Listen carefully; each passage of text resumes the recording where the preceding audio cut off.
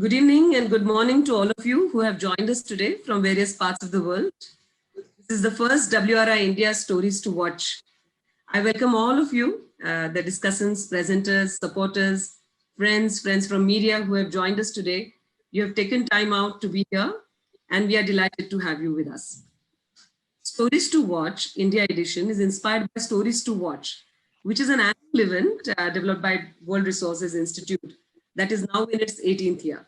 Every year, the team in Washington, D.C. shares the moments, trends, and policy shifts that make most impact on the year ahead.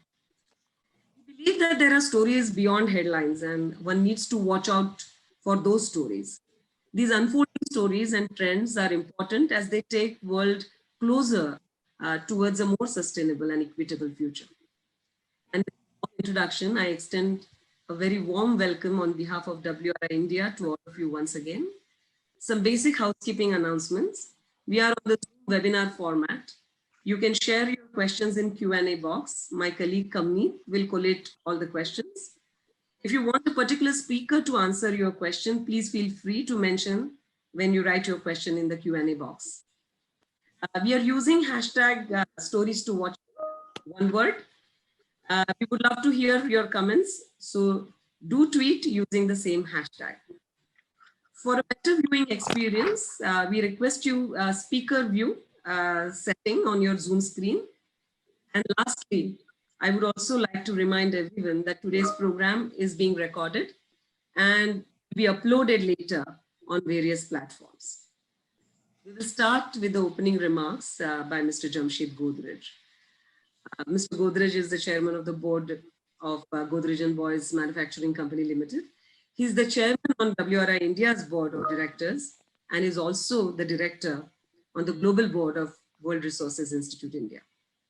All of us at WRI have experienced his passion and deep interest in the planet's future. I request him to share his opening remarks with us today. Thank you. And thank you everyone for joining us today. It is a delight to have so many of you join for this event. At the very outset, let me just mention that 2021 is the 10th anniversary of WRI's work in India.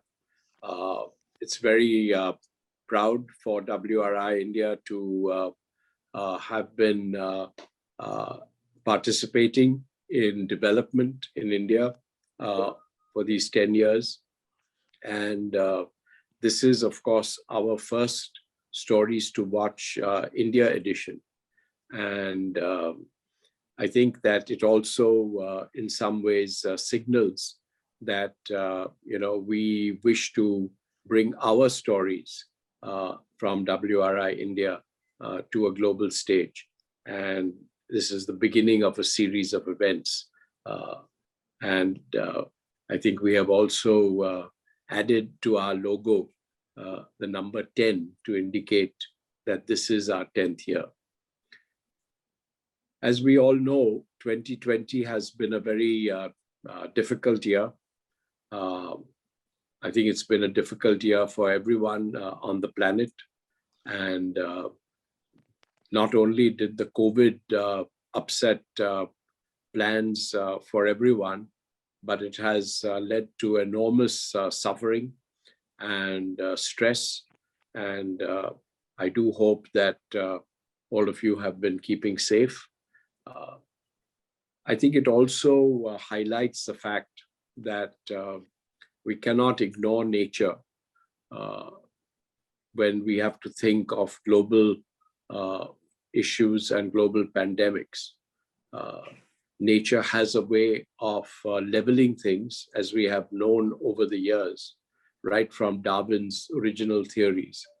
And I think not only has this been a stressful time for those who have been working from home, but also it's been a very stressful time, I think, for those who have lost their jobs, who have had little to fall back upon, and inadequate social safety nets, etc. But at the same time, I think that Had this pandemic taken place at some time earlier, we would not have had the benefit of having a communication platform like Zoom, which we are using today. And the digital transformation of the world, to some extent, has allowed the world to stay open and connected. And so we are very pleased, of course, to share these stories to watch on a digital platform. I think in addition to stress to business, the stress that has been caused to children and the type of mental stress that it has caused to many individuals as a result of this has been quite significant. And the inequities in the system have been highlighted to a very large extent. And of course, we always know that in any situation, the poor suffer the most. In India, the economy suffered a major blow in 2020. We are, of course, hoping that 2021 will be a year of recovery, but it has started out in the last few weeks with a resurgence of the COVID situation, especially in the major cities of Mumbai and Delhi. And of course, in other parts of the country also, but very severely in Maharashtra and in Mumbai. But I think that the resilience that has been built in people over this last 1 year, I think has allowed us to be more understanding and be better prepared. But I think that there is no doubt that with these successive waves of COVID, it's going to be very difficult for the economy to recover in a smooth way.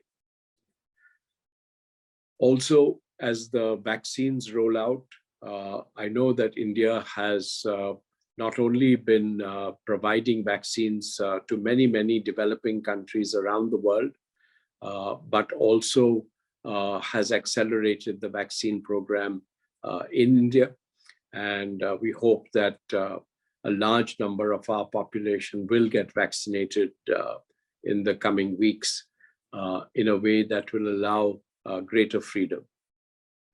So it is at this sort of juncture that the Stories to Watch India edition is also in WRI India's way to highlight trends and to see what is up sort of unfolding, not only in the world, but specifically in India, and try to get a better understanding of what might be in store for us. And of course, the actions that we take will make a huge difference to the economy and the outlook for every country in the coming years. And we do hope that our development agenda is not upset greatly, since we have a long way to go in India in every area of transformation. As you know, WRI has been working to improve the lives and livelihoods of individuals all over the world. I think we recognize very strongly that nature has a huge impact on our lives, and we need to recognize that and work with nature rather than work against it. There are many global influences today. Rapid urbanization, transition to clean energy, managing climate mitigation and adaptation, and managing large-scale degradations that are coming as a result of the changes that we are seeing. So WRI India has been putting big ideas into action to build transformative solutions. WRI India has forged strategic partnerships with government, with business, with foundations, civil society, academia, think tanks, and all of this is to scale our solutions and bring about significant change, and also manage our system by which we can live in harmony with nature. So these all these stakeholders have a lot to do with the way that WRI India works and tries to transform lives. So I'm very thankful to all of you for joining us in this journey, and look forward to your continued support. And we are working, of course, in a collective effort. And I hope that today's program will help all of us to know and understand WRI India better, but also its context in a global world. Thank you. Thank you. Thank you, Mr. Godrej, for your remarks. We now move to the first presentation, and it will be given by Manish Bapna, who is the Executive Vice President and Managing Director of World Resources Institute. Those of you who are seeing him or listening to him for the first time, especially our friends from media, Manish joined WRI in 2007. And prior to that, he was Executive Director of the nonprofit Bank Information Center, BIC. At WRI, Manish chairs WRI's management team and works to strengthen the impact of WRI's research. He has been the lead architect of several multi-stakeholder platforms, including NDC partnerships, New Climate Economy, Global Commission on Adaptation. He was the team lead for the Global Commission's flagship report, which was released in late 2019. With that, I invite Manish to share the global context, which serves as a large backdrop for the stories that we are going to watch from India. So over to you, Manish. Thanks. Great. Thank you so much for that very kind introduction. Delighted to be with all of you today. Thank you also in particular to Jamshed. It's our 10-year anniversary. We would not be anywhere in terms of our presence, our impact in India without Jamshed's vision, leadership, and support over the past 10 years. So thank you very much for that.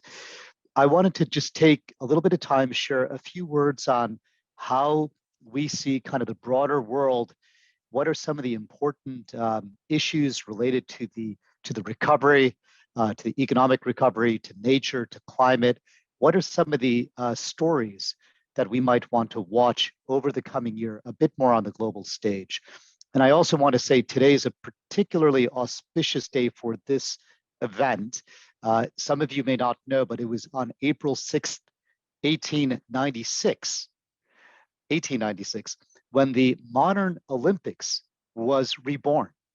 And the reason why I think that's so relevant for today's conversation is I think we're at a point in human history where either we can move towards a world characterized by self-interest, isolation, nationalism on one hand, or one characterized by a recognition of how inextricably connected we are, a global community, global cooperation. How we respond to the pandemic, how we respond to nature, how we respond to climate. A fundamental question is what kind of society, what kind of international community we might be. So hopefully the fact that today is the day in which we celebrate the Olympics gives you a flavor for where I think we need to be. What I'm going to do in the next 15 minutes or less is take you through about 50 slides. So I'm going to go through them very quickly, but just to give you a quick impression of some of the things that we see happening on the global stage. So let me see if you all do you see the, I just want to make sure, do you see the slides? Yes, Manish, we can see them. You can see the slides. Fantastic. Okay, so the towards a net zero, nature positive, people first future. Last year was a year like no other. Over 130 million people infected, close to 3 million people dead. The cost of the pandemic was mind-boggling, $25 trillion and counting.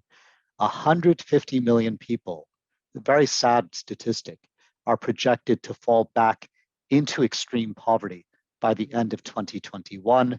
Almost 700 million people, twice what it was a couple years ago, are going to bed on an empty stomach each night. And it's not only that, we also saw significant changes in terms of the weather. 2020 was tied for the hottest year on record, and that plays out in extreme events today and all around the world.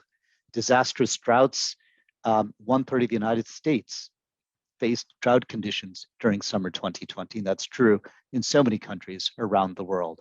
The largest recorded forest fires in Australia's history. The most named storms on record in the Atlantic Ocean. 1/4 of Bangladesh was inundated last July. And all of those issues, the pandemic, the poverty, the climate and nature and extreme event issues, taking place in a context when the world is becoming even more unequal. 71% of the world's population lives in countries where inequality has grown since 1990. So just a bit of the context in which we look at some of the big themes that we would like to talk about over the coming year. The first one is that we are witnessing an unprecedented response to the pandemic in terms of the economic stimulus. The key questions, will the stimulus be green? Will it be inclusive? Will it be fair? First point here, $15 trillion has already been earmarked for stimulus spending. Most of it, however, concentrated in high-income countries, over 80% from the G20. This puts that more sharply into relief. Advanced economies, the vast majority of stimulus spend, low-income developing countries, a very, very small piece of that. But one of the things is, how is that money going to be spent? Kristalina Georgieva, head of the IMF, making the point that what we do now not only shape our economies and societies, reshape humanity's future on this planet. A hard-nosed economist making that argument. Part of the good story is that supporting renewables, supporting more sustainable investments, oftentimes creates more jobs than investments in traditional energy structures. It's in that context moving forward, one of the big questions around will the stimulus, will the response be fair or green, is who's going to get the vaccine and when.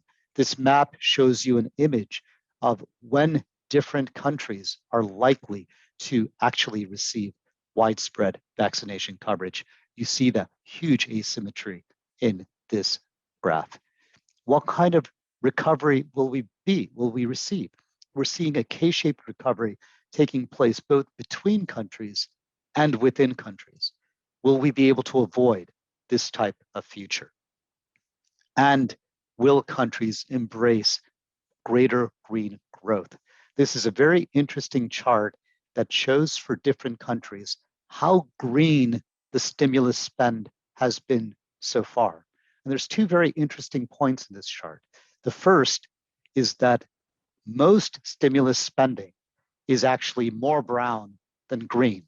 For all of those countries where the dot is below the zero, that is signaling that it's more brown than green. But the second, more positive sign or kind of lesson from this analysis, the arrows talk about whether or not future stimulus spending in those countries are trending in the right direction or the wrong direction.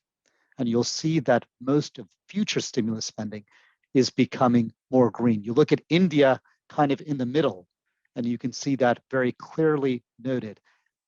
Very traditional brown investments earlier, becoming considerably greener as we move forward. So the first story we wanted to have people focus on the economic recovery, Will it be inclusive and fair on one hand? Will it be green on the other?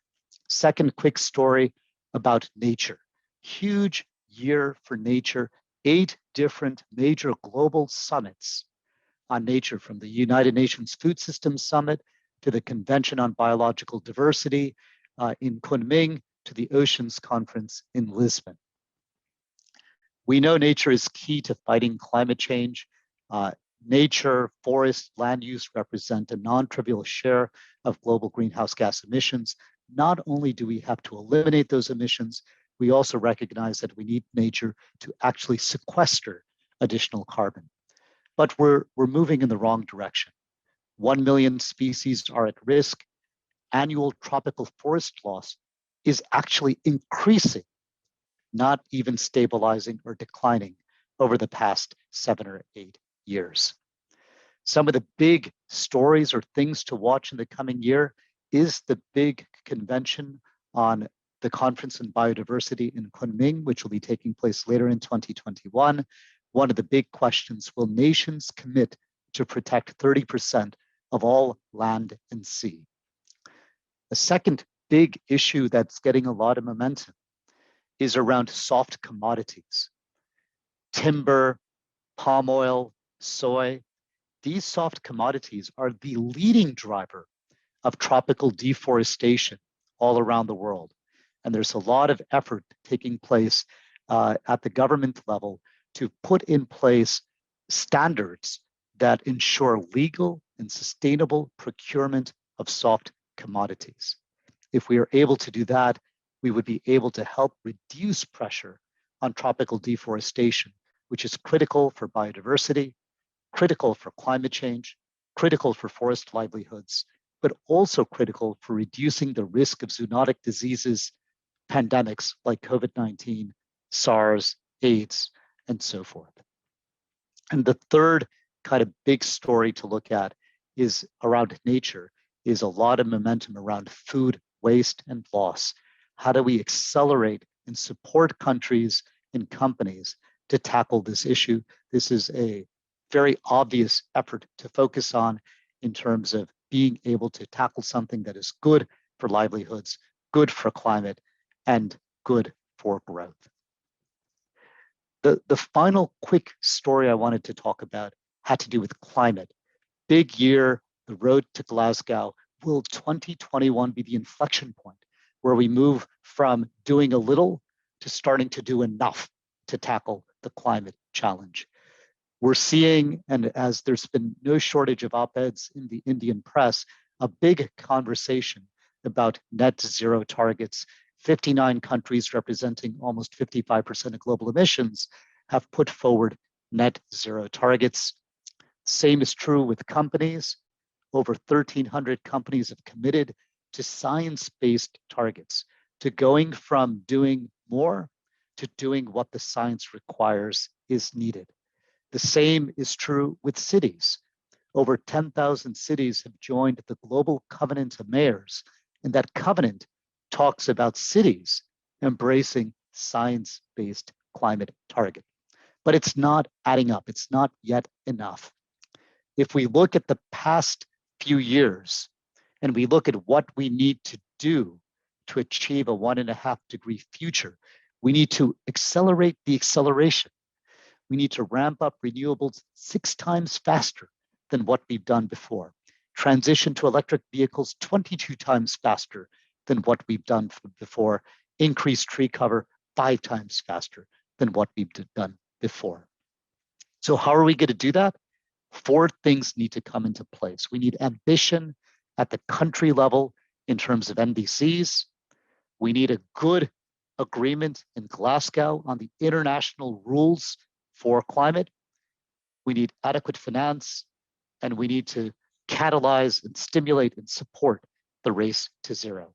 On the first point, in terms of 2030 targets, climate targets, we've seen 71 countries that have already updated their NDCs so far, of which 43 are clearly more ambitious.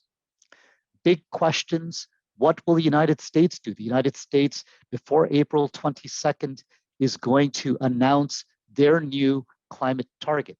we argue that they should commit to an at least 50% reduction of greenhouse gas emissions by 2030.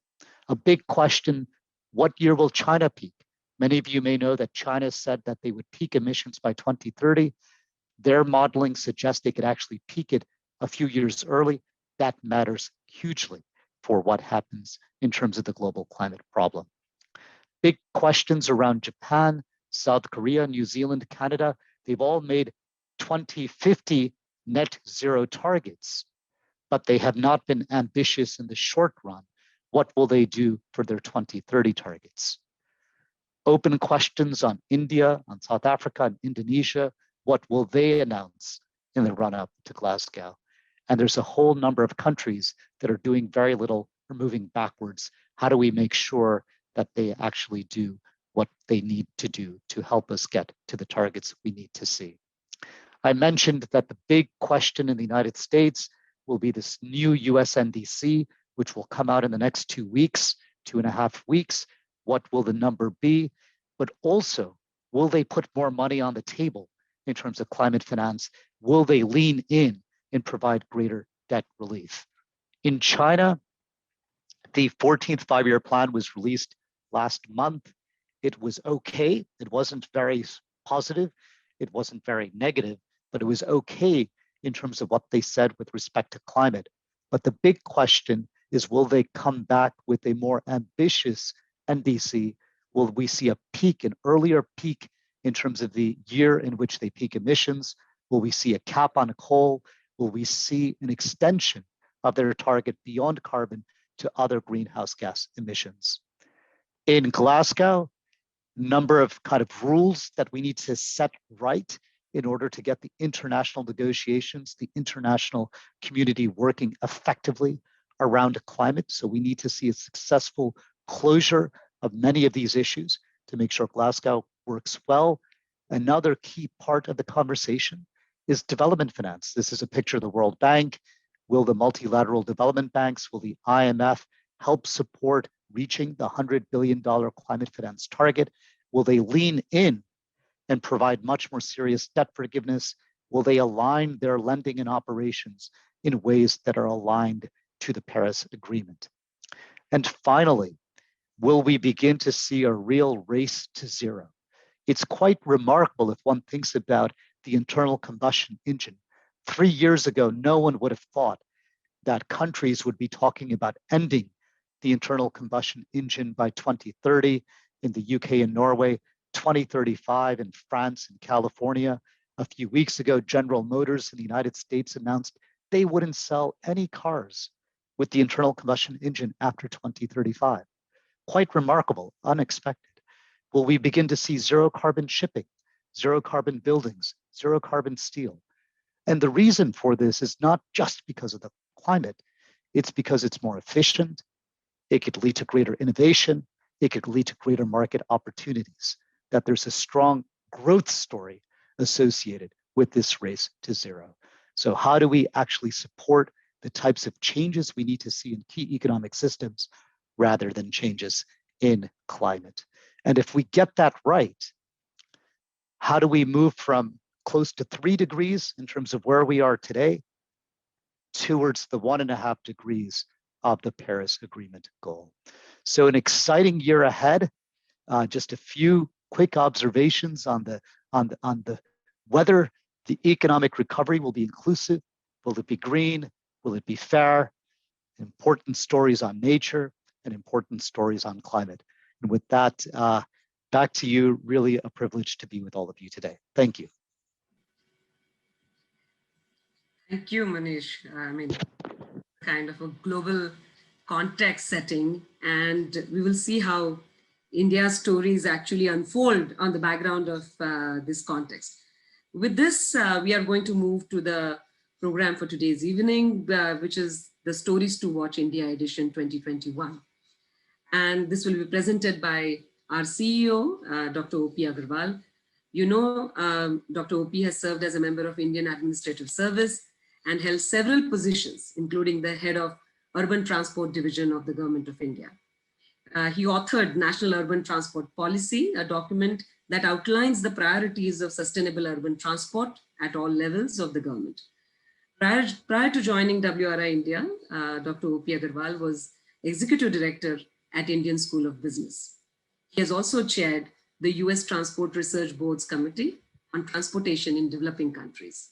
So with all this, his background and his experience, we will listen to the Stories to Watch India edition from him. I request Dr. O.P. Agarwal to start the presentation. Thanks very much, Nyanada. Let me first share my screen, and you can let me know if you're able to see this. Is this visible? Yes. Great, fantastic.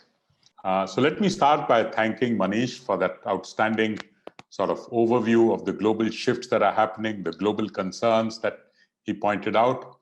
I think that sets an excellent backdrop to what I'm going to talk about, largely in the Indian context.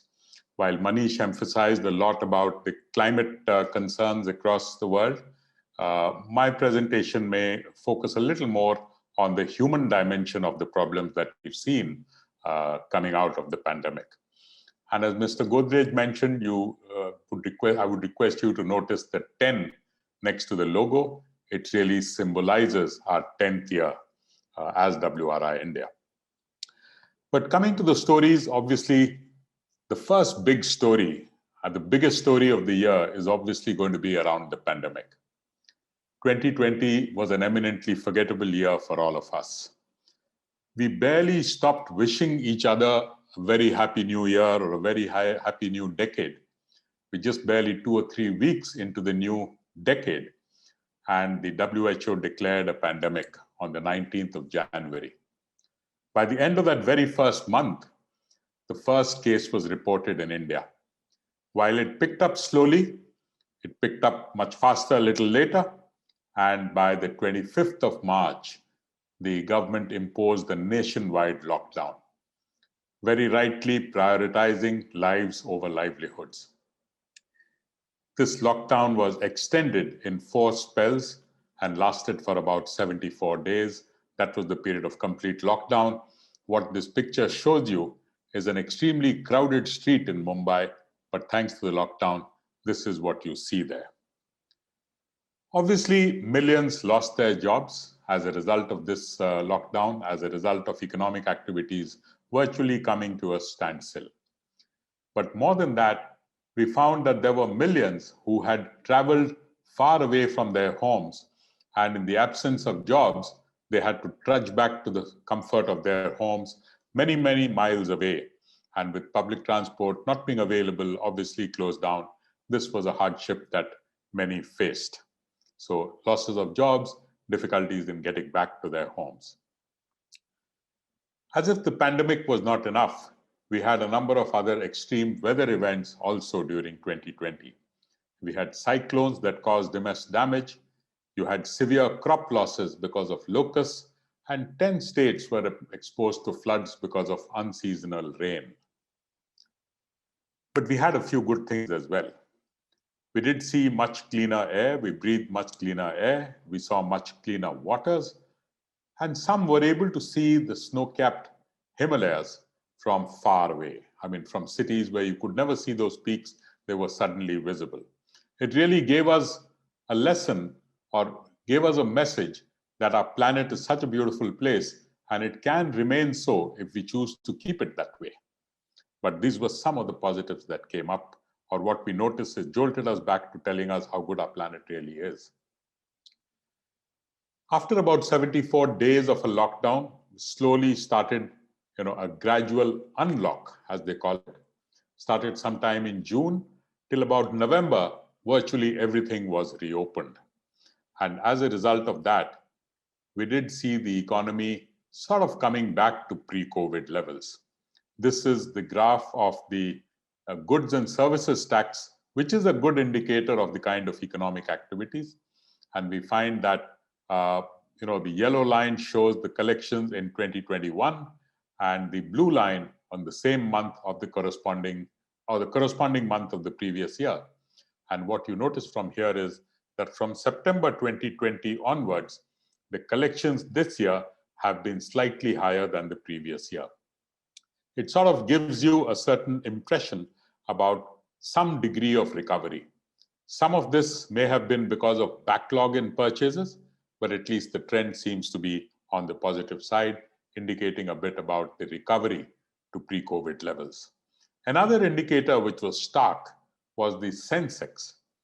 The Sensex rebounded hugely. From being at about 42,000 in the beginning of the decade and having dipped to almost 24, 25,000 when the pandemic came in and the lockdown was imposed, it rebounded to over 50,000 on the 16th of February, in fact. It had never crossed 50,000. It went up to almost 52,000. It's currently at around 49,000. So this again is an indication of how the markets are performing. So that's the Sensex.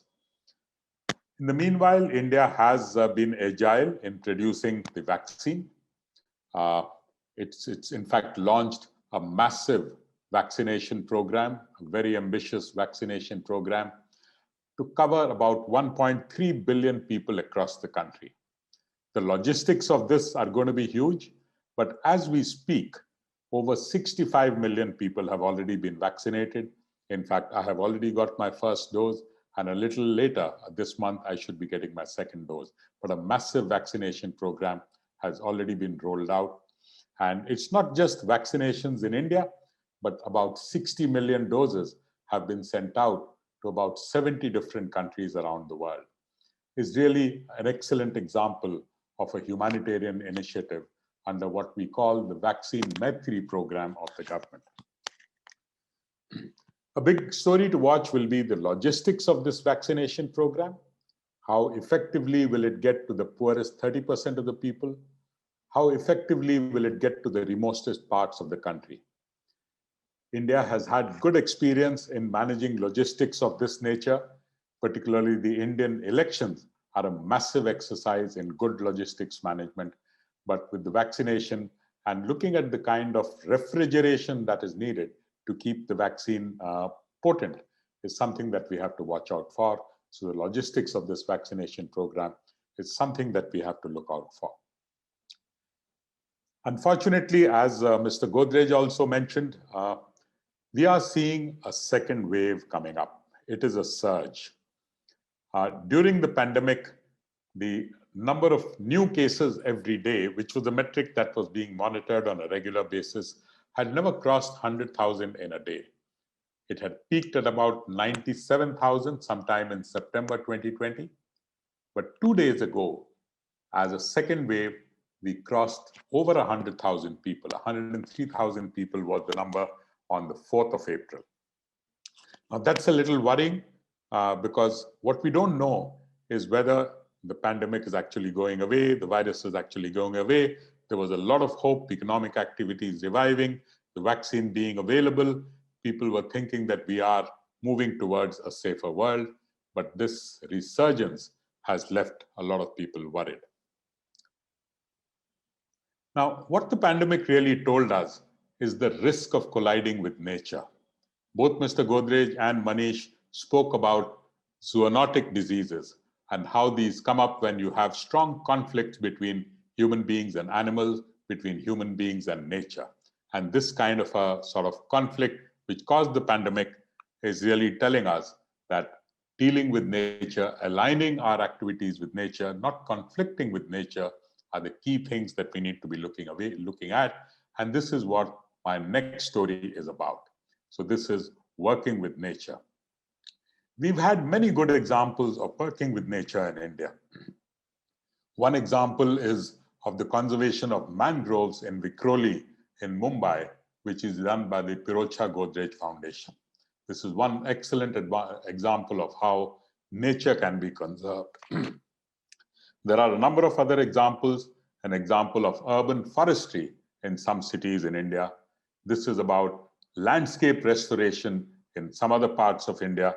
In fact, WRI India is working closely with some of the state governments looking at landscape restoration. So these are initiatives. There are a number of other initiatives on zero-based natural farming. And so these are across the country, but unfortunately, as of now, they are scattered and they are isolated initiatives. What we have to watch out for is, will they become more widespread? Will they scale up? Are we likely to see restoration of more wetlands and more lakes? Are we likely to see mainstreaming of resilience into infrastructure planning? These are things that we have to watch out for.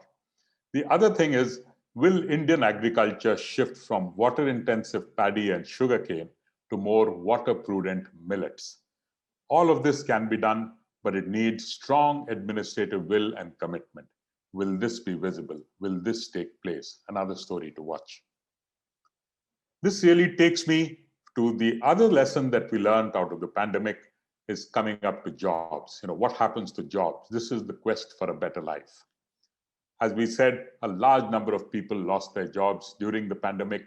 And what we found was about 85% of our workforce is engaged in the informal sector. People in this sector often live in inhuman conditions. Living in slums, 24% of our cities are slums. People living in slums with very poor drinking water, very poor sanitation, and no public transport. Job security is a big issue. Healthcare is a big issue. This is a problem that really needs to be dealt with. So what would happen? Now, unfortunately, they were called migrant labor, and the contributions they make to the urban economy were not recognized. That's why living in this kind of conditions, despite the contributions to the urban economy, was something that we allowed to happen. Lack of access to drinking water, sanitation was a huge problem that they faced. Now, with migrant labor, you also have a problem of certain social security benefits that they get in one place not being available in another. The government of India has recently announced a One Nation, One Ration Card program. This is something that will be able to give them basic food grains, regardless of where they are at any point of time. Would similar portable benefits come up for healthcare, for housing, and other things that people need like this when they contribute to the urban economy across the country? This will be another question or another story to watch.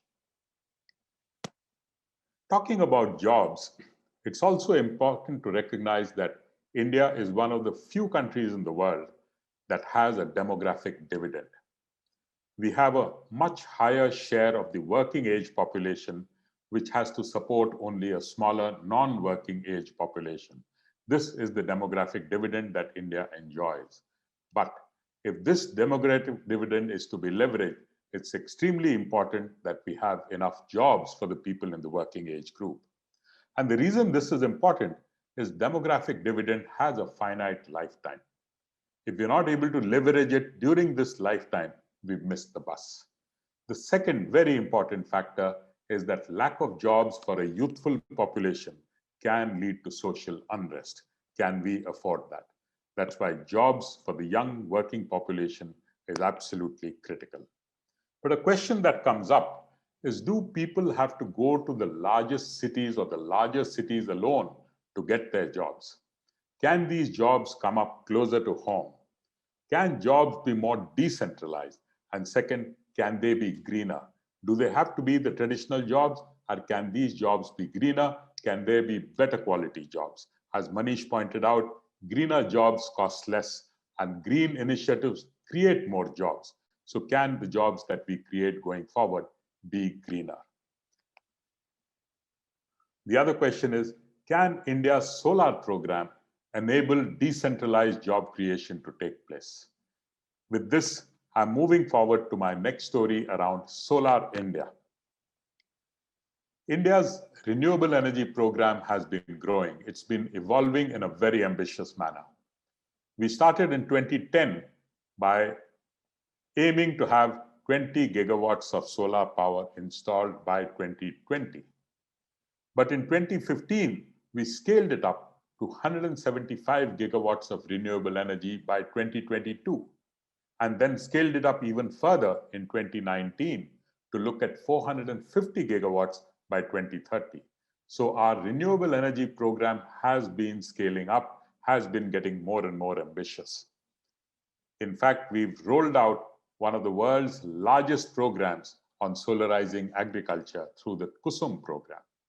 Now, the Kusum program gives two benefits to farmers. One, it helps them conserve groundwater. Second, it also helps them get an additional income by selling surplus power to the grid. So it's a very ambitious program that has been launched as far as solarizing agriculture is concerned. But in India, solar is not just about a transition to clean energy. It's not just about moving from thermal to renewable and clean energy. It's also an opportunity to providing good quality power, reliable power in rural areas, in remote areas, areas that the traditional grid has not been able to supply very effectively. This is the opportunity that energy access, improving energy access, this is the opportunity that solar power gives us. So the question is, would greater solarization, decentralized solarization, help improve healthcare, improve education, and create decentralized jobs in a wide area in the country, across the country, remote areas in the country?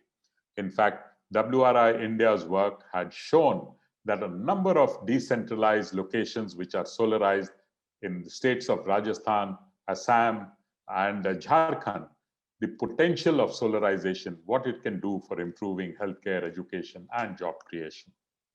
In fact, most districts in India, through erstwhile policies, have had small industrial estates almost in every district, in fact, in most development blocks of the country.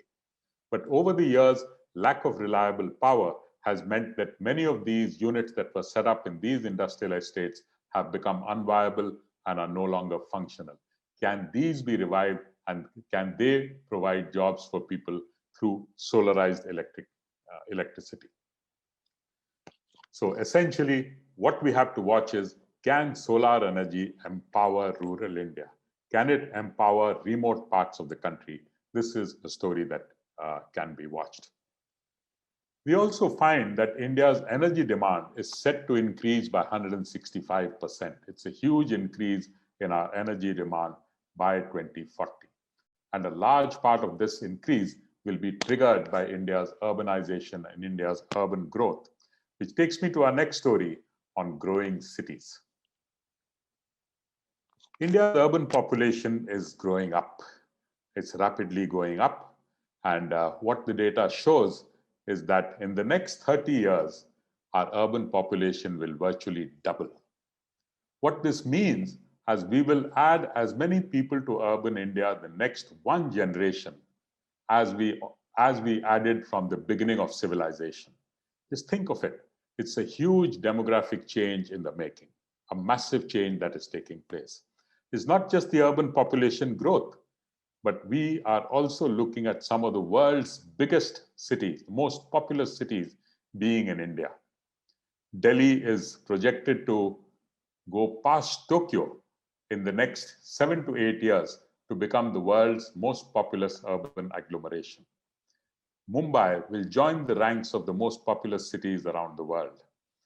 And if you look at this and see the kind of growth that is taking place, you find Delhi is not just growing.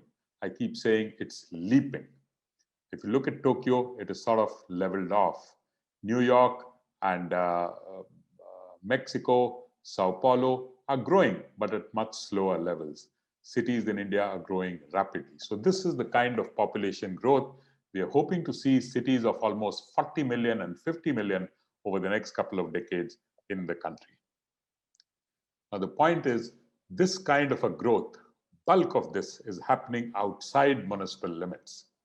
Almost 65% of the growth that is taking place in Indian cities is happening outside municipal limits. This is what Delhi is likely to grow into, and most other cities are seeing the same situation. 2/3 of the growth happening outside municipal limits. Now, what this means is these are cities where you don't have municipal services. In fact, a very recent report that has come out on state of the cities in India, very recent report come out only a few days ago, shows that the number of census towns in India has increased significantly. Now, what census towns means is that they align with the definition of an urban area as per the census, but do not have a municipality providing basic services in those cities. In the absence of that, the services that are obtained are unsustainable.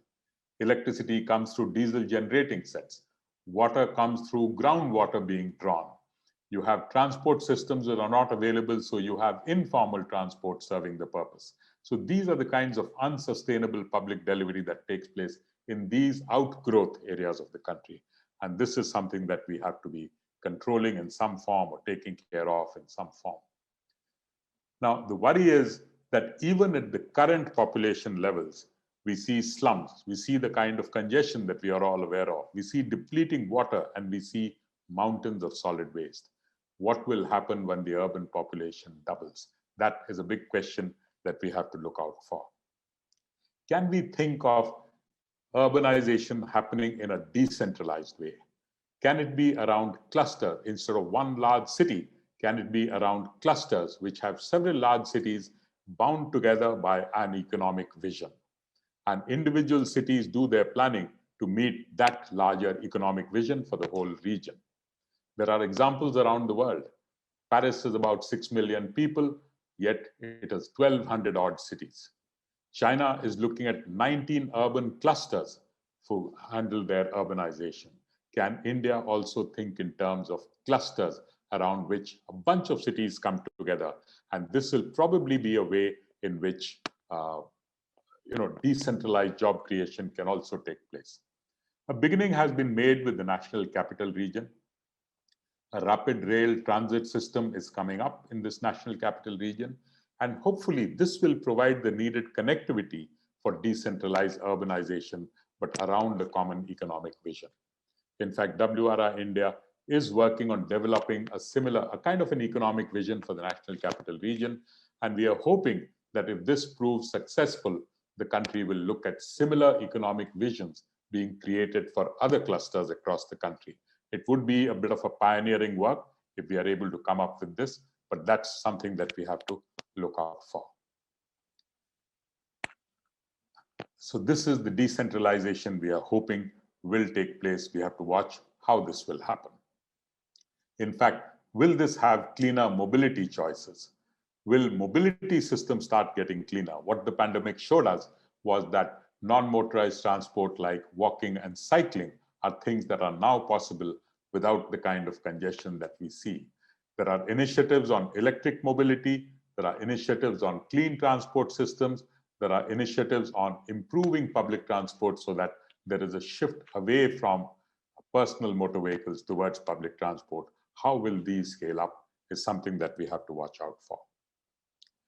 Now, innovating for public service delivery, as I've mentioned, a lot of public services are not being provided adequately, but our experience has been that innovative solutions can lead to improved public service delivery. And this is what takes me to my next story on building a new India. Indians are known for using local wisdom to find low-cost solutions to problems that they face. Frugal innovations have been something which have been in the DNA of Indians. But can this scale up to more formal innovative measures? This is a set of pictures that you see how local wisdom has been used to find solutions to the kind of problems that have often been faced locally. So innovations is a big thing in India. And to give you one example, faced with a situation of having to build a very large number of houses for the poor, affordable houses as they call it, within a very short time frame, India decided to explore global technologies, construction technologies that will help us build houses faster, build them more economically, and build them greener. A global technology challenge was launched. A very large number of possible options were presented at an exhibition that was held, and out of that, 6 different technologies have been selected. Now, the important thing is 70% of the building infrastructure needed by the country by 2050 is yet to be built. That's the opportunity for us to build them right, build them green, build them quickly, build them to be efficient. This is the opportunity for us, and the global housing technology really revealed the possibilities that exist.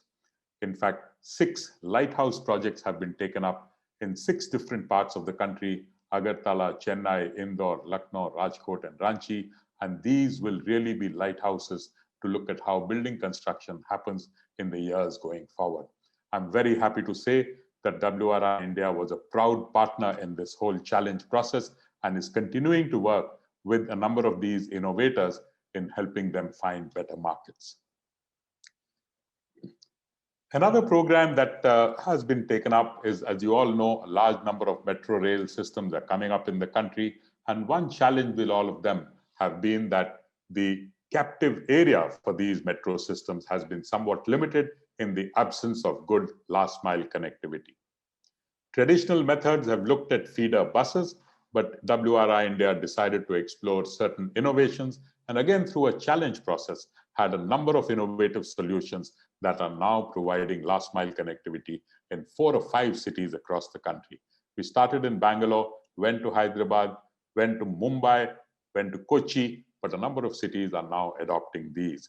But what this really means is that we have to provide space for innovations. Public procurement processes must think of getting out of looking at tested and tried solutions, looking at products that are specified to the last level of detail. They should start thinking of trying to procure outcomes rather than products. That's the kind of space we need to provide in the public procurement process. This has started, and the potential for that kind of a space for innovators is from the information that 34,000 indigenous startups have already come up in this country during the year. They have provided employment to 420,000 persons. Given the importance of job creation in the country, this is a massive opportunity for innovations to take place in India. That brings me to the last story that I have for the day, picking up from a lot of what Manish said, is on leading climate change. As Manish very rightly said, it does not add up. The sum total of the NDCs is not enough for a 1.5-degree goal for the world. India's commitment to the NDCs, or commitment to climate change, is very evident from its NDCs, but that's not enough. All the countries put together, their NDCs don't really add up. The question is, how do we go further from here? What else is happening in the country? There are already commitments here to go carbon neutral. Airports have decided to go carbon neutral. A number of airports have chosen to go carbon neutral. A rural panchayat in Kerala, Minangudi, had decided to go carbon neutral. Union territories and states like Bihar, Ladakh, and Sikkim have decided to go carbon neutral by 2030 or 2040. Now, these are very encouraging developments. The question is, how will they scale up? Will they go further? This is one thing which is encouraging. Then the corporate sector in India has stepped up. They have really, strengthened their commitments. India is the 5th among corporate commitments to science-based targets. Mahindra and Godrej and Boyce have pledged to become carbon neutral or to double their energy efficiency and set up an energy management system. These are leading initiatives taken by the corporate sector. 24 top private companies have signed a declaration of the private sector on climate change. Again, very encouraging developments that are taking place. But the question is, will 2021 see new pathways that position India as a global climate leader? To summarize all this, I would say some of the questions to watch: will the virus go away or stay for a little longer? Will we stop colliding with nature? Will we start aligning our actions with nature? Can we decentralize job creation? Can our solar program enable this? Can cities emerge around clusters? Can innovations get more space? And can India contribute further towards the 1.5-degree goal? Frankly, 2020 turned out to be a year of thinking and planning. 2021 has to be about implementation. There is no time to lose. We have to get into implementation mode. With this, let me thank you for this opportunity. Thanks for joining us on this first edition of the Stories to Watch. Back to you, Nyanada. Thank you. I think all of us will need a minute to just grasp the vastness of what you have presented. Um, but we'll move to our first discussant, and we are very lucky and honored to have Shloka Nath with us. She's our first discussant. Most of us here and in the climate community in India are aware of her work and the important voice that she brings to the table. Shloka is currently acting director of ICC, that is India Climate Collaborative. She also leads sustainability portfolio at Tata Trust, focused on organization and environment work. Prior to this, Shloka co-founded and was the managing partner of Sankhya Women Impact Funds. Shloka is an angel investor in social enterprises and has mentored organizations across sectors. I mean, who better we could have than Shloka to kind of be the discussant and responding to these stories to watch. Over to you, Shloka. Let us know what you think. Is there any hope hold on to optimism or not? Looking forward to your remarks. Thank you so much. Thank you to the team at WRI India for inviting me to speak, and to Mr. Godrej, to Manish, to OP for their incredibly eloquent and insightful comments. Congratulations on the 10th year of WRI India. I think that in itself is a great reason for optimism. It's a really important milestone, not just for WRI, but for the entire climate ecosystem. So congratulations to all of you. Just reflecting on all of the stories we've heard today, so much of how we understand the world is actually shaped by stories. The stories we tell ourselves, the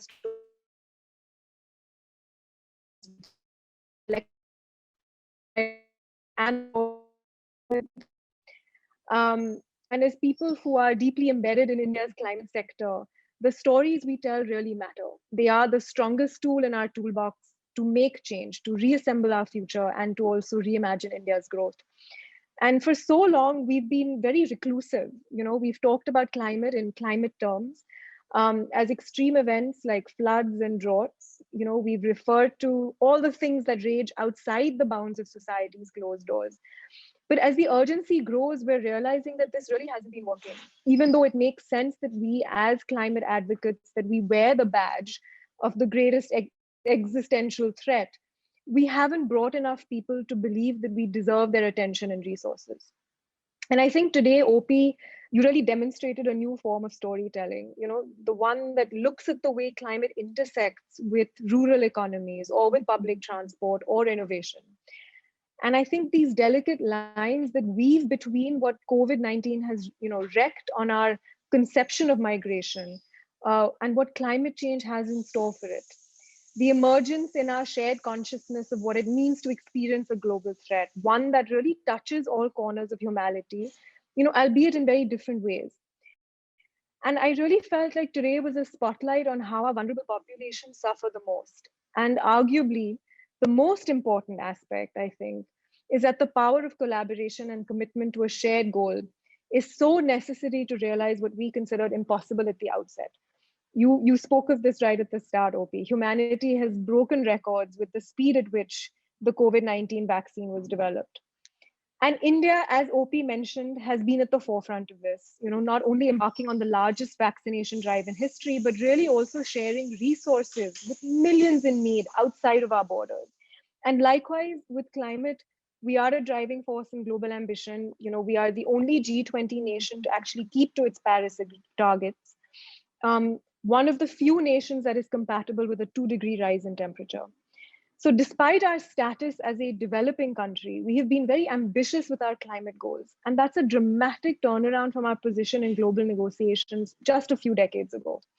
So this year actually holds great promise for India's eloquence in international climate dialogue, be it in a possible climate partnership with the US or a position on net zero, as Manish pointed out.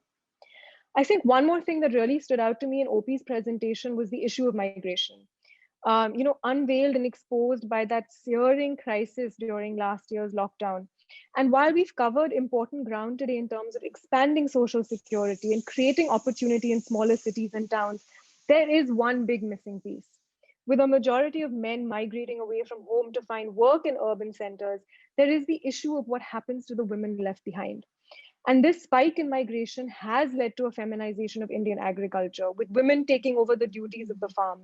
But many of these women don't hold land titles in their name, they lack access to finance and education. And that makes it really difficult for them to avail of government schemes. As climate impacts increase pressure on our agricultural systems, we do need to look at gender sensitive policy to develop climate resilient farming practices. Fortunately, we have an incredible network of women's groups across the country that have been instrumental in championing women as climate leaders and really developing rural resilience to agricultural and water stress. This is really the shadow side of India's migration, and it needs to be a central pivot of our adaptation plans going forward. Another wonderful thing that OP mentioned was the capacity for distributed solar to kill two birds with one stone. Mitigate carbon emissions, the obvious one, but also really develop resilience and strengthen rural economies. Solar power can enhance the rural value chain through interventions like cold chains. It can protect against migration and the adverse impacts of climate by really diversifying rural livelihoods through solar powered machinery. It can reduce drudgery and time poverty, empower women, further rural education. I think these are the stories, the stories of how climate action is deeply intertwined with our development that will be the defining element of our next 10 years of action. I think finally, what I really want to comment on as well is the private sector. I think that was a really important aspect of what came out in OP's presentation. The private sector, as well as philanthropic capital, has a large part to play in this transition. And as OP rightly pointed out, the private sector has shown significant leadership already in tackling, our really sort of planetary crises of nature and climate. But this leadership sector actually fits in the overall strategy to position India as a global climate leader. And it's a narrative that has been rapidly evolving in the last decade. These companies are setting the agenda for the rest of the ecosystem. They are sowing inspiration for that vast body of MSMEs that look up to them. Yet these MSMEs are currently struggling, to adopt that same level of ambition towards climate goals, either for a lack of capacity to set targets or a lack of financing to implement them, or even a lack of or absence of incentives on a market or policy front. So with many of these MSMEs forming segments of our largest corporate supply chains, their transitions are going to be pivotal to decarbonizing India's economy as a whole. And as OP mentioned, we have companies like Mahindra and Godrej that are leading on greening their supply chain. They're demonstrating the capacity for both domestic corporates and philanthropies to engage with and support the greening of the MSME sector. So that's an indispensable part of our efforts to enable a green recovery. With that, I'm going to say thank you once again to the WRI team for a lovely session. Congratulations to all of you. And I'm going to pass the mic back now. Thank you, Shloka, and thank you for bringing the most needed gender dimension back in the conversation. Thank you so much for your remarks. And now we move to listen to our second discussant for today. We are extremely honored to have Mr. Parameswaran Iyer with us, who's currently the global lead for strategic initiatives in the World Bank's Water Global Practice. Mr. Iyer is a 1981 batch IS officer, former secretary of Ministry of Drinking Water and Sanitation, Government of India.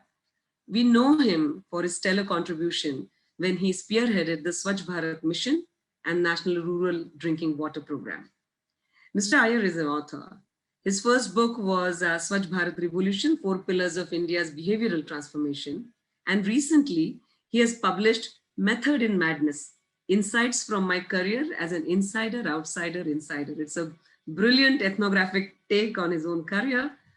We are honored to have him as a discussant. I request Mr. Iyer to share his response to the stories to watch in India.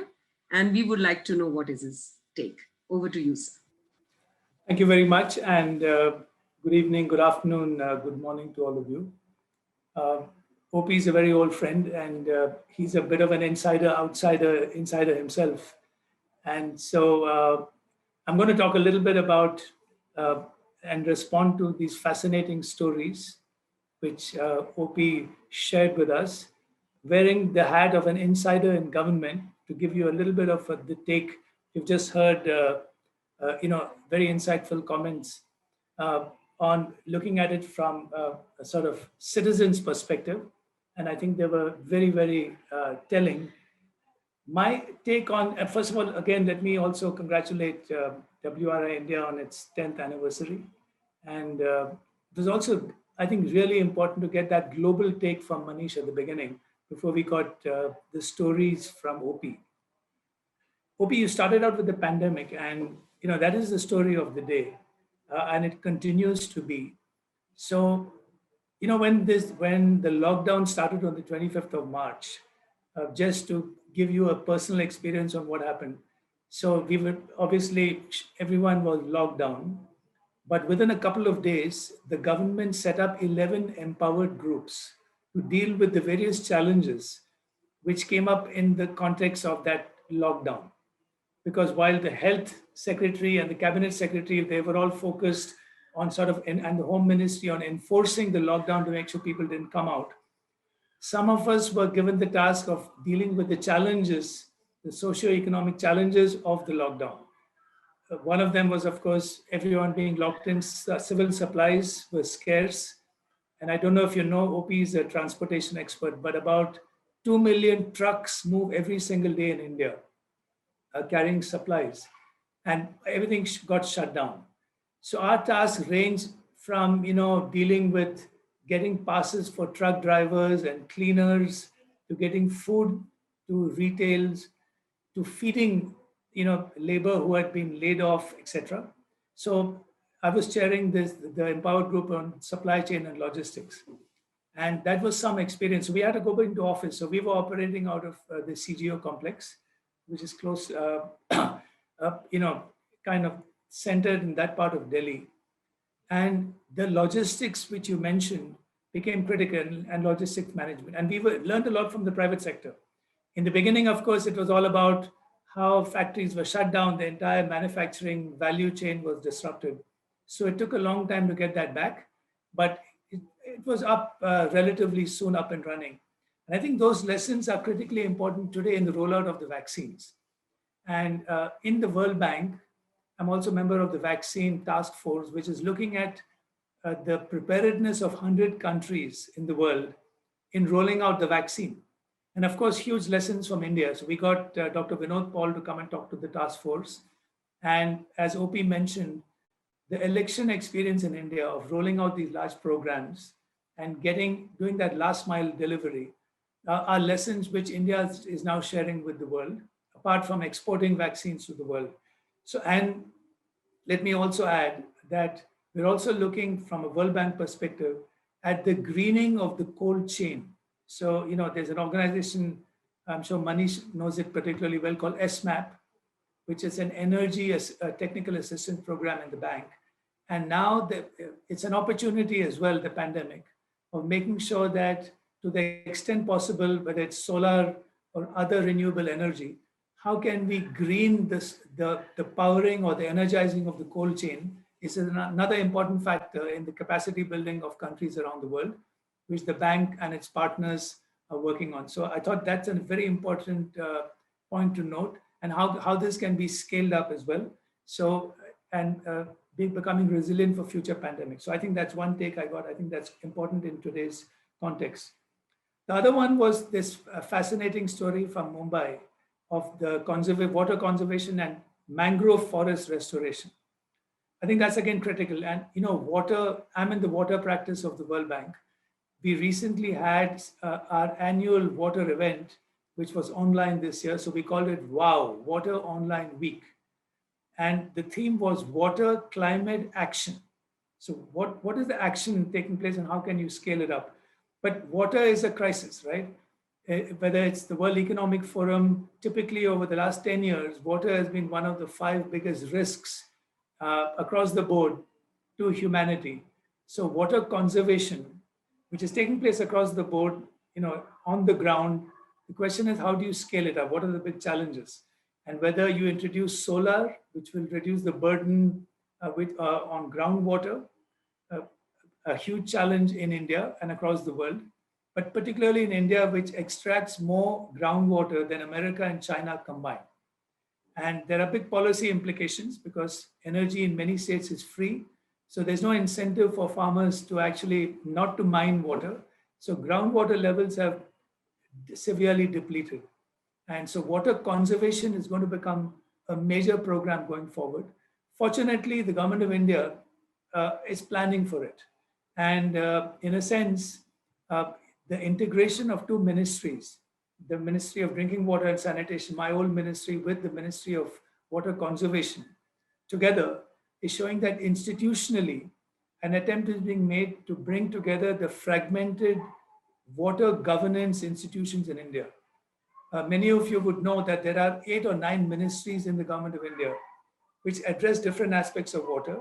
And of course, the biggest consumer of water is agriculture, right? 90% of water is taken up by agriculture. So how do you change behavior? And I think behavior change in any program, but particularly for farmers, is becoming more and more critical. Farmers, of course, have to be incentivized to grow crops which are less water intensive. And that's one of the challenges which OP threw out. How do you do that? And if we are having farmer agitations on a different on a different issue in terms of markets, but water conservation is critical, and getting farmers to adopt better, more efficient water practices is going to be win-win-win. So there is an initiative which we are starting in the World Bank called Paddies for the Planet. As all of you would know, emissions, methane emissions, are particularly high in the agricultural sector, and rice cultivation, particularly when you do paddy with flood irrigation, there's a huge, the amount of emissions are pretty significant. So if we can actually go in for more efficient water management so that less water is consumed, so that's water conservation, it also leads to less emission. And the goal of the government of India to double farmers' incomes, which is a big challenge, farmers' incomes will also increase. So this is a program which is just starting, and hopefully we'll have some major programs across the world in client countries. So I thought I would pick up on that point as well. The other point I think which I found particularly significant was urbanization, the rapid urbanization across the world, but particularly in India, and the additional pressure on services in our large cities. So if Delhi is going to become the largest urban agglomeration in the world, as OP mentioned, overtaking Tokyo, the question is, how do you decentralize and make sure that the smaller cities, the surrounding areas and peri-urban areas have better services? So, because typically people are coming to cities for better public services. If we can make sure that the surrounding urban areas have better services, then the incentive to come into the big cities may actually decrease. So that's an area which the government of India is working on, whether it's the Jal Jeevan Mission, which is providing tap water in peri-urban and all rural areas, whether the Swachh Bharat Mission Phase 2, which is looking at solid waste management in peri-urban and rural areas, together at a decentralized level. So I think that's going to become a major challenge going forward, but clearly a story to look out for. And then the issue of decentralization generally. And I have to share this with you. We learned this in the water sector many, many years ago. Typically, how do you scale up these initiatives, right? That's the challenge which OP threw out to us. You have a lot of good, great initiatives, all happening typically locally or at a little larger level. But in the end, you can really get scale when governments get involved. But government is at different levels, right? You have the federal government, you have state government, you have district government, and then you have local government at the village panchayat level in rural India. And I think that's the level at which, if you can improve services there, the local government is probably, it brings in both scale and it brings in sustainability. So it gets people involved. And that's a part of the social revolution which we try to bring about in the Swachh Bharat revolution. How do you get communities involved and take responsibility for, whether it's climate like a village panchayat in Kerala, or whether it's for sanitation, drinking water services, roads, etc. So one big shift with the government did with the 15th Finance Commission, for the first time, they actually, apart from devolving funds, untied funds, they also took a decision, which some people didn't agree with, is to earmark funds for water and sanitation, having invested $20 billion in the Swachh Bharat mission, and further investment of up to $60 billion for the Jal Jeevan mission, the government decided that a certain share of the 15 Finance Commission proceeds would actually be earmarked for maintenance of water and sanitation at the Gram Panchayat level. So the GPs are being resourced, and once they are empowered both financially and institutionally, I think that's going to lead to scale, but also at a decentralized level. And I think one point, the other point which I really wanted to talk about is implementation, right? There are a lot of initiatives going around, whether it's on climate, whether it's on water conservation, whether it's on housing, and there's a lot of action at the citizen level. But in the end, if you really want to go to scale, there are the 3 S's which typically I've been telling my bank colleagues having returned from the government of India, because sometimes, and Manish was in the bank as well, the bank can make it a little complicated in terms of, and so was OP, in terms of designing programs, right? So we typically in the bank, you'll come up with very fancy designs. Sometimes people refer to them as 7-star designs, which are very difficult to implement on the ground. And it takes a lot of time to design these large programs. From a government perspective, you're looking for the 3 S's. You're looking for speed, scale, and simplicity. And I think as a development organization in the bank, we are now trying to match that requirement. Because while you need to look at the long term, we need to plan. We can't be thinking always in terms of the immediate, but there is a political economy issue which all of us need to understand and recognize and address, right? So what is that time span, which is in Goldilocks terms, just right? Not too long, not too short, but just right. Now the Swachh Bharat mission, for example, the Prime Minister threw out a 5-year time frame for making India open defecation free. And everyone said, listen, this is impossible, it can't be done. There had been a lot of work before the Swachh Bharat mission started. So there was sanitation coverage in rural India was between 30 and 40%. But I think that the speed factor was important. So there is an electoral cycle in every country, and the political leaders usually try to achieve certain programs in a certain time frame. And you can't achieve all of them within that 5-year time frame, but you can certainly do a significant amount. So I think that the understanding of that political economy for organizations such as ourselves, such as WRI, is quite important, because when you're engaging with government and political leaders, we need to understand their incentives, their timeframes as well. And obviously we want to do both quantity and quality, but I think we need to keep that dimension in mind. When we did the Swachh Bharat mission, as OP knows, we organized to share the lessons from this around the world. We invited 55 health ministers so that they could pick up experiences from the Swachh Bharat mission and try to replicate it in their own countries. In fact, so Nigeria, the Minister for Water from Nigeria came in October 18, and then they started the Clean Nigeria campaign. But in all this, let's not forget the 4 P's, which is political leadership, public financing for public goods such as sanitation or health. And India is now trying to move to a health expenditure of 2% of GDP. Partnerships, I think Manish made that point very, very well. We are an interconnected world and we have to work in partnerships. You cannot do anything by yourself, and whether it's civil society or governments or the private sector, I think we need to work together.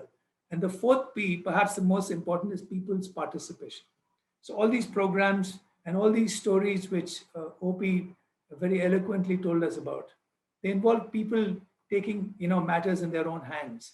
But I think they're a key player unless you get that local ownership and you get the support of the local government, which is the Gram Panchayat in rural India, the urban local body in urban India. It's going to be very difficult to sustain and to scale up. But let me once again congratulate OP and your entire team for these fascinating stories. It's great to hear stories from the field, in a sense, from India. But I think all of them are easily replicable in a global context. They have to be adapted to the local context. But I think in the end, if you really want to scale up, you need to get everyone together. And clearly, governments have a key role to play in scaling up. So let me stop there and hand it back. I don't know if there are any questions or comments from anyone else, but a fascinating discussion. Thank you so much for inviting me. Thank you so much, sir. I think this brings us to our next question and answer session. We will be now joined by our four directors, Madhav Pai, Bharat Jairaj, Ulka Kelkar, and Dr. Ruchika Singh. They are directors of Cities, Energy, Climate, and Sustainable Landscape and Restorations programs here in WRI India. So let's start with the question. I'll request Kavneet to kind of channel the questions and let's take it from there. We have less time. We will extend by say for another 10 minutes and let's see how many questions we can manage. Thank you so much. Thank you so much, Nyanida. So thank you so much, Mr. Param. So I think there is a question for you in this on Jal Jeevan Mission. So the question is, my question is regard to Jal Jeevan Mission. How do you see the involvement of community in furthering the mission? What behavioral nudges could play a key role, and what do you take? And what is your take on free water scheme that will lead to more wastage and improve access? So if you want to take this question, sir. Sure. I think it's a great question, and I'm glad you asked it because there's a dimension which I wanted to mention but forgot about the change in behavior and how do you sort of nudge that behavior change. You know, we had Cass Sunstein, who's the co-author of Nudge, visit us when we were doing the Swachh Bharat mission. And actually, you know, he was quite happy to see nudging at that scale because in the end, we were trying to change behavior and not really build toilets. We had to do both, of course. But he reminded us that you need to continue behavior change for at least a couple of years after you have achieved your sort of milestones to sustain it. Now, all those lessons we are now trying to apply in the Jal Jeevan mission. And here the role of the communities, we learned that from the Swachh Bharat mission, is central. Now, most of these schemes will be small community-based schemes wherever groundwater is available and of decent quality, right? And of course, that is the challenge as we know. So, you know, that old saying, water is best managed at the lowest appropriate level. And so wherever communities, and in particular women who take the lead here, you know, I did this project Swajal many years ago in UP in the mid 90s. And we started charging for water for the first time in India because that was the other part. Are you giving free water or because water has both a social and an economic value? Are you going to charge for it at an appropriate, affordable level?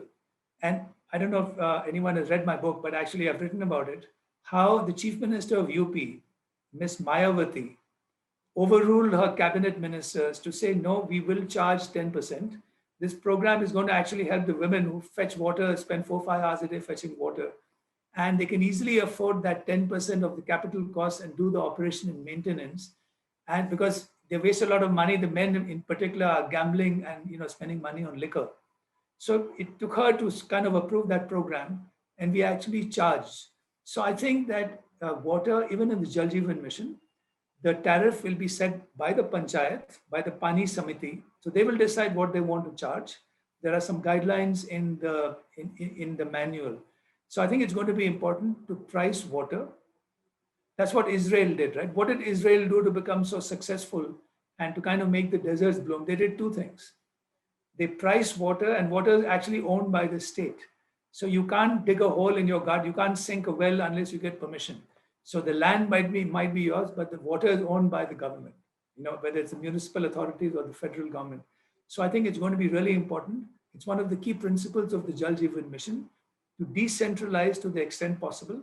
And only when water is not available locally to transfer it from outside, from a surface water source. And then of course it becomes more expensive, where the bulk water will probably be subsidized by the government, but the in-village distribution system will be managed locally and water will be charged. So that's a key principle. But in addition to that, water conservation and reuse of the gray water, which comes out of the kitchen tap and bathing, is also a key part of the Jal Jeevan mission, which we never did 25 years ago. So I think that's another way of sort of conserving water and recharging the groundwater. Thank you. Thank you so much, Mr. Iyer. So there is a question for Mr. Manish Bapna, which is by Mr. Nitin. Is it fair to ask developing countries like India to aim for net zero emission when they're still struggling to develop? What about common but differentiated responsibility, sir? No, it's thank you, Kavneet. It's a great question. I know it's a very active conversation, not only in India but around the world at this point in time. For me, it is an important question, but perhaps what's even a more important question is kind of short-term action and implementation. And I think there is an incredible amount that India can do that is both good for growth, good for livelihoods, and also has important climate co-benefits. And so in my view, India's real kind of real focus and priority very much should be about finding those actions that make good growth and development sense, but also do have important co-benefits in terms of clean air, in terms of livelihoods, also in terms of greenhouse gas emissions. So I would focus the attention a bit more on that. CBDR should also play out when we talk about net zero goals. So when the United States needs to reach net zero should be considerably earlier than when India needs to reach net zero. But it is, so very much agree with that, but it's very much also important that we collectively reach net zero because India, like most countries around the world, particularly vulnerable to the impacts of climate. Last point I would make is that my sense is that within the next 10 years, as we see the costs of shifting to zero continue to dramatically fall, the argument will be one, it will be less of a challenge of trade-offs, less of a discourse around costs, and more of a discourse around investments, benefits, and growth. So I would leave it at that. Thank you. My apologies, I'm going to have to run to another call, but really a pleasure to be with all of you today. Thank you so much, Mr. Bapna. Like there are questions on jobs, so I just request Ulka, I just share those questions. So there are questions on green jobs. So there are two questions which are there. Could you throw some light on the types of green jobs India might see starting in the upcoming years, and what role WRI can play in this growth? Do you think people from interdisciplinary fields might have a chance at contributing? This is one, and the other one is, will green investment lead to net addition of jobs compared to the losses that will occur by scaling fossil intensive industries and activities? Over to you, Ulka. Thank you, Kavneet. Very difficult questions, but let me answer very briefly. Our analysis shows that there will definitely be new direct green jobs created. For example, in renewable energy, for example, in electric mobility, and in various industries. However, what is more important is not just these new direct green jobs, but the induced effect as a result of these green investments. Our analysis shows that there will be a positive effect as a result of government and household spending. And this will play out as a multiplier effect across multiple different sectors. So the argument then is that it's not environment versus development. We can have actions that protect our environment, that are good for our climate, and that will also lead to human well-being and prosperity. In terms of the question about what people from different disciplines can contribute, a lot of the modeling work that organizations like WRI and others do are technical assessments. They show the potential, but the actual implementation on the ground requires a lot of contributions of various social science disciplines. So, for example, in India, the limitation really is the scarcity of land. We are looking at the same land to grow biofuels, to grow food, to graze animals, to protect our biodiversity, to install solar panels, and also to conserve water. How does this actually happen at the local scale? Who decides whose rights have to be respected? How do local institutions make decisions? All of these issues become very important. So it's not just a scientific or a technical assessment or a top-down decision, but very much something that involves understanding politics, the local economics, and the local sociology. So the kinds of questions, the kinds of points that both our discussants, Shloka and Param, raised become very relevant in ensuring that the low carbon energy transition is also a fair and just transition. Thanks, Kavni. Thanks a lot, Ulka. I know there are a lot of questions which are coming, so I'll just take a few before we end the session. So there is one question on transport sector in India. So we have witnessed a lot of intervention which is coming up. There's a decarbonate transport and emerging economy project in India. In the budget 2021, there is a declaration of hydrogen mission.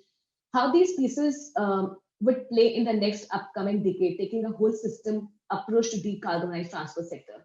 Can I request someone from the panel to take this question? Can I take the same question? Please. Yeah, sure. Yes. So the transport sector in India contributes about 9% of our emissions. Globally, it's 15%, but for India, it's 9%.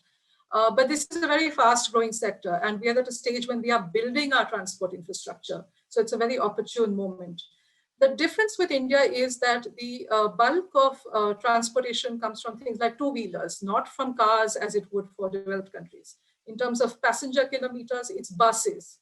In terms of emissions, it is long-distance freight that is the big contributor to emissions. So what that means is that we, of course, need faster EV charging if we want to use electric mobility. We need to make sure that this is complemented with cleaner electricity to run electric vehicles, but we also need to make sure that there is more hydrogen vehicles and more biofuels. And because, again, land in India is limited, we need to pay equal emphasis to rooftop solar photovoltaic and not just to large-scale solar parks. And when it comes to biofuels, we need to look at second and third generation algal biofuels. But finally, the most important issue is, again, that of the practical implementation. As Mr. Iyer pointed out, that there are several ministries looking at water. Similarly, there are several ministries looking at transport, and there needs to be integration across these different ministries, as well as the smaller details like the last mile connectivity issues, if we are talking about shifting of modes from private to public or shifting of freight modes from road to rail. Thanks, Nath. Thank you so much, Ulka. And in interest of time, I won't take any more questions because it's already 8:10. Over to you, Nyanida. No, I just wanted to ask if Dr. OP had any kind of comment, and post that we can then end the session. OP, sir? Oh, thanks, Nyanida. No comments from my side. Fascinating questions. I wish I had a lot of time to answer some of them, but obviously that's not, but fascinating questions. I particularly like the comment by Shloka on we are talking about climate in climate terms. I think when we start talking about climate from people's terms, that's where actions will start happening. That's something that I feel very strongly about. Unless climate starts finding place in the political manifestos of parties, we will not see enough happening.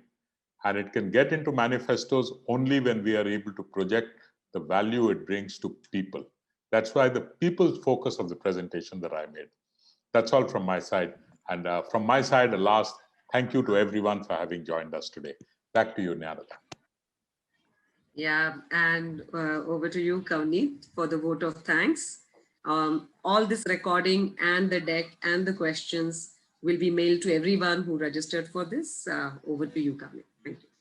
Thank you so much, Nyanida. So I would like to start by thanking Mr. Godrej for his constant support. And thank you for Mr. Manish Bapna and Dr. O.P. Agarwal for making such improving presentation, and Mr. Parameswaran and Shloka Nath for sharing reflection based on their vast experience of work. I would also like to take this opportunity to thank our colleagues, partners, as well as friends who provide a valuable support to WRI India in reaching this 10-year milestone. The recording of this Stories to Watch 2021 will be uploaded on our website soon. And thank you so much for joining, everyone. And for people outside India, have a great day and good night for Indian friends and colleagues. Looking forward to see you next year. Stay safe. Thank you. Thank you. Bye-bye.